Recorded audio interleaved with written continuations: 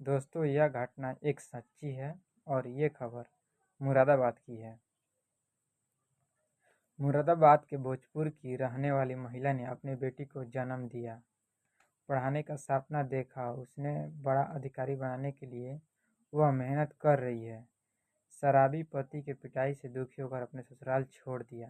ताने की वजह से मायका भी छूट गया, लेकिन उसने हार नहीं मानी और अब गजरेल के नया ठिकाना बनाया है, जहां वह रिक्शा चलाकर जिंदगी का पहिया चला रही थी।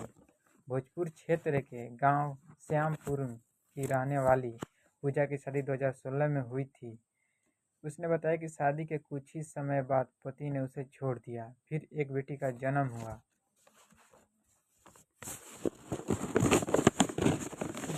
उसके बाद मारपीट का सिलसिला थमा नहीं। कई साल तक पति व सास का ननद का प्रताड़ना झेलने के बाद वह अपनी बेटी को लेकर मायके पहुंच गई।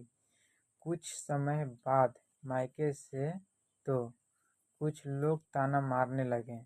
फिर मायके से भी दूर अमराह यूपी आई। उसने बताया कि ब्याज पर कर्ज लेकर 30,000 में ई रिक्शा खरीदा और नारी शक्ति मिसाल पेश करते हुए ई रिक्शा चलाकर पेट भरने का फैसला लिया।